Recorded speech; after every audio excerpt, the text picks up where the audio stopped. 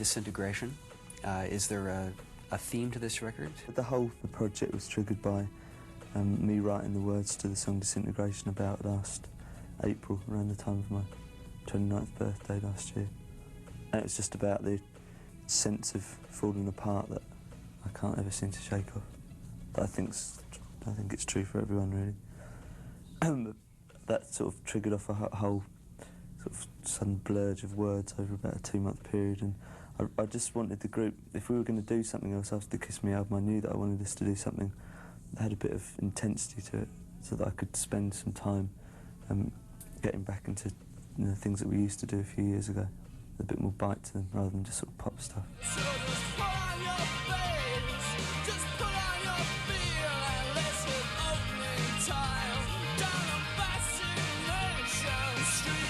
Just the notion of turning 30. It's kind of a paradox, I think, that you're forced into accepting age the older you get. But I still try and sort of fight against it. I mean, against the sort of the mental decline and the physical decline that comes with age. That sort of that your loss of a sense of wonder at things. And that, I mean, having nephews and nieces, it's brought home ever more frequently that how old I'm getting. Just like inside my head.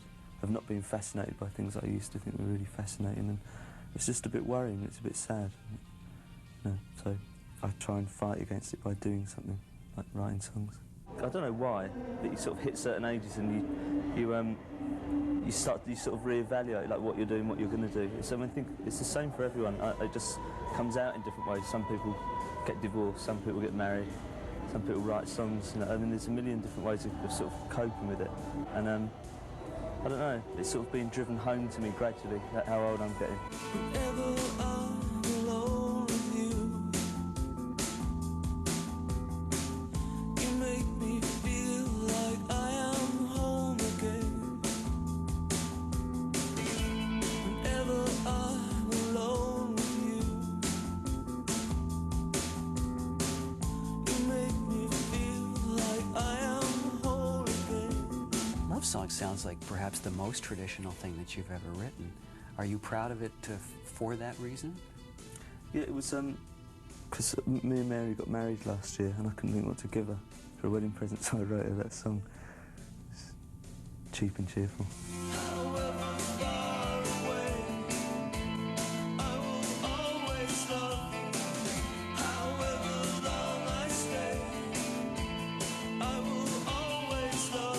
I honestly don't remember writing a lot of the words over the years. It's about 75% of them come when I'm in some kind of altered state, either through self-induced or I'm half asleep, or and they're usually just there. I sort of find bits of paper in my pocket or on a bus or at home under my pillow and things.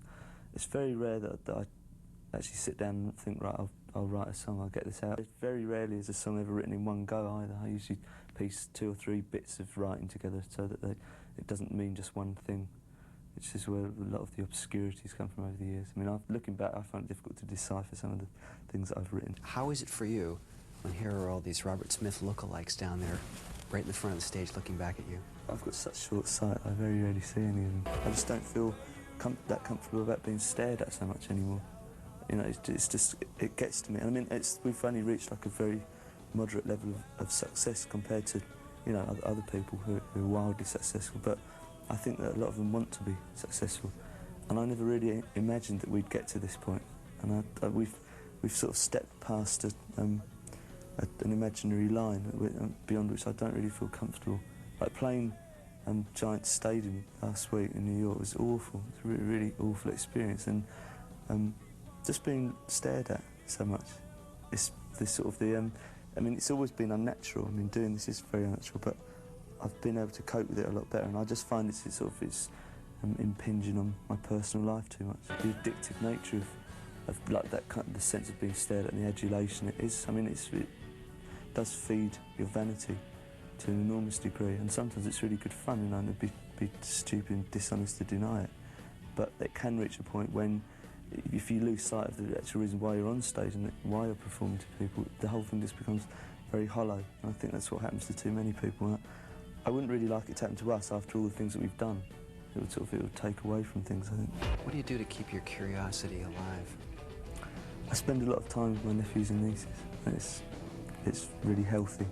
I wouldn't like the idea of being a father, I don't think, because the responsibility side of it creeps in, but it's good being an uncle, so I can be very offhand with them, and I never have to tell them off. I teach them how to do all the bad things, you know, and their mums and dads tell them that they should